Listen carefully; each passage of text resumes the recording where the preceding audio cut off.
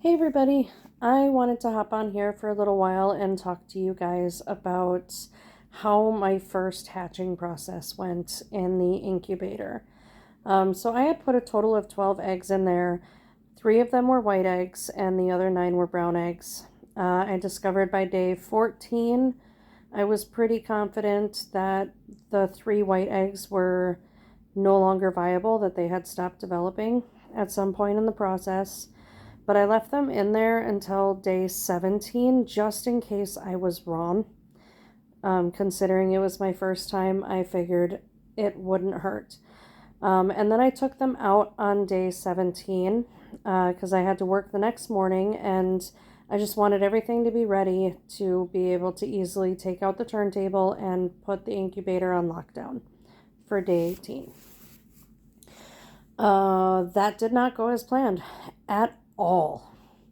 So the first baby chick actually started hatching a matter of hours after I took those 3 eggs out. But then at some point in the process, that chick ended up needing help getting out of its shell. So it had made its pip hole, but after hours, there wasn't more movement. Like the baby chick was moving and it was chirping and it was making the shell wiggle, but at the same time it couldn't move enough to actually turn itself around and be able to continue to peck its hole along the edge of the shell. Because usually they'll peck a line somewhat close to the middle of the shell and they'll go all the way around and they'll be able to use their head and their legs and push the shell apart and essentially free themselves. But I learned very quickly that there are times where they're not able to do that.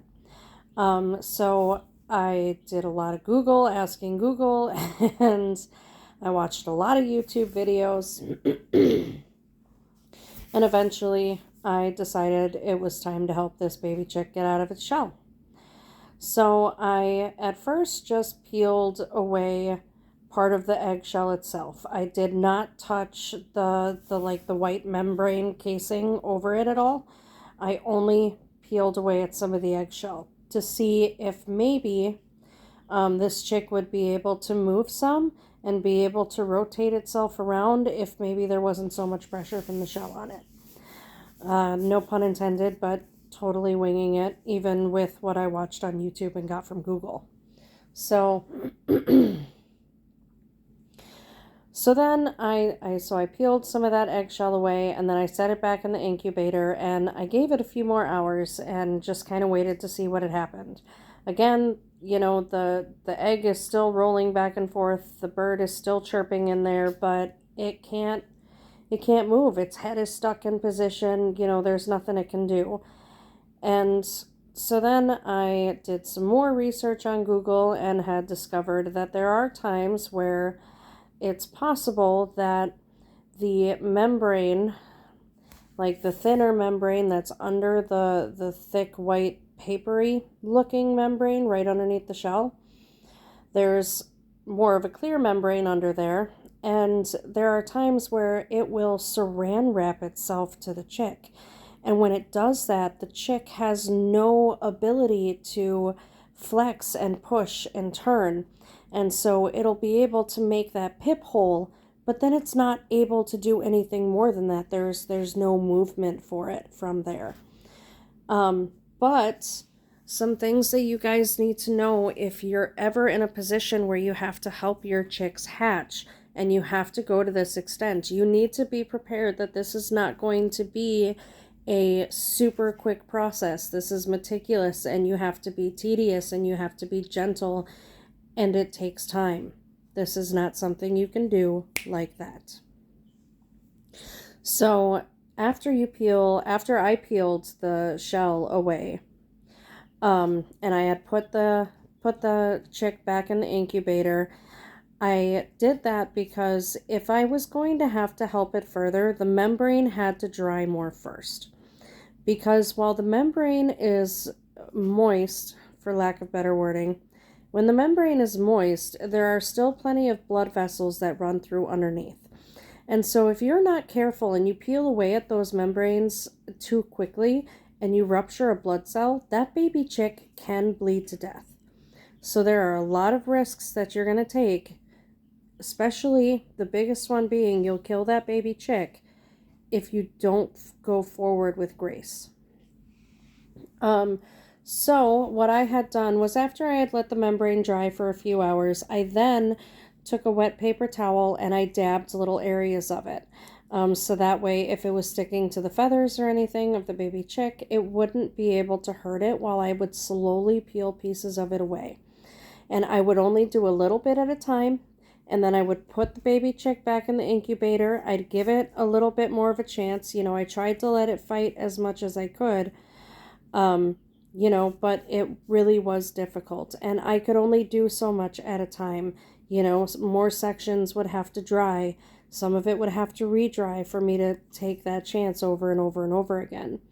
And it was about a 12-hour process before this chick was fully out of its shell.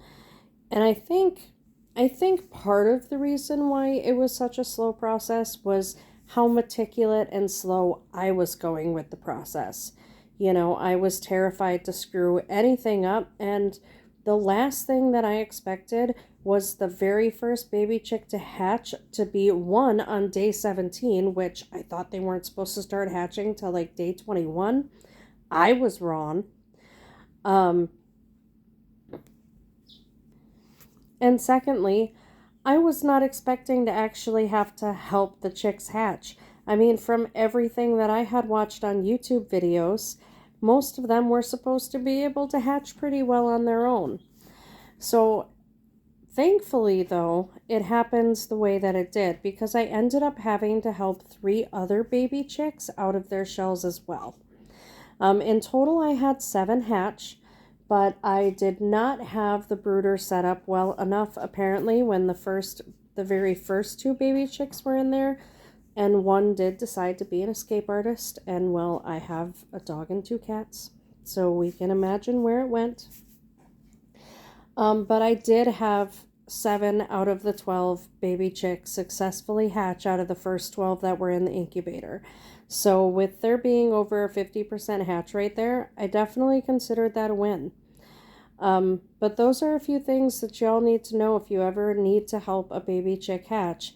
You have to take your time. Watch the YouTube videos. So many people put so much resourceful information out there. And if I would have had enough hands or the equipment to mount my phone in a way to videotape what I had done, I definitely would have. I'm sure that there's going to be more in the next round, because I also just put 12 eggs in the incubator just a couple of days ago. The incubator's on day 2. Then I also found out, so a cool little twist to my story here. My parents moved to Florida back in November, and they sold their house in Wisconsin.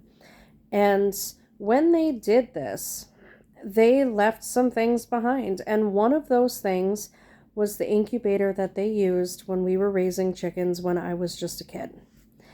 And so I took a shot in the dark, and I reached out to the new owners of my parents' old house to see if there was any chance that they still had anything that was in my parents' trailers. Well, they hadn't gone through any of it yet, and the incubator was still in there. So I didn't pick that up. That was dropped off to me today by the new owners. I turned it on, I let it run for a few hours. I got a little thermostat that reads the temperature and the humidity, so that way I could keep track and keep that stable, and that seems to be going really well so far. There was no issues with maintaining heat or humidity in there. So after about 4 hours, I went ahead and put 19 eggs in that incubator. It can hold at least another 10 to 15 more. And I'm pretty sure I'm underguessing that. So I put all of the 19 eggs on the left side of the incubator today. That was all that was in the chicken coop today. But I reckon I'll have at least another 12 to 18 in there tomorrow.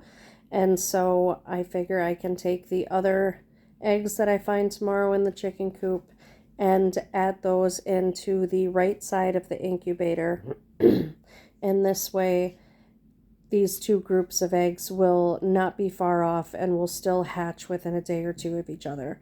So I shouldn't have to worry about much for conflict there. But yeah, so that's my little update on the Goette homestead. But let me end this video with some really cute little chickens. And this is the brooder that I have set up. So I'm going to turn the camera around. So this is a dog kennel. The area where they escaped before was through here. I recently zip tied these two pieces of cardboard right to the door, but before it was just the cardboard that was down here. And well, the one that hatched at 17 days was the one that decided to be an escape artist. So I have modified that, and there has not been any escape artist since then. So I have 6 baby chicks in here. This little black one right here, I am really confident that's a rooster. Like, you can even see from up here that its comb is significantly larger than all of the other chicks in here. And this one's the same age as the rest. So there's a couple of my chicks there, and here's all of them. Now, this one that has the stripe going down the middle that almost has like the chipmunk back, that one is my favorite for its colors right now. And then I've got this incubator in here. This one I ordered off of Amazon. I think I got it for like 65 bucks. So this one's on day 4. It's got 40 more minutes until it does its rotation. And this also has a built-in tea light, so it's really nice. And I also have settings for multiple different birds in here. Now, since this one keeps track of the days for me, I didn't mark these ones on the calendar. However, I did mark it for my second incubator on the calendar. So I2 stands for incubator 2.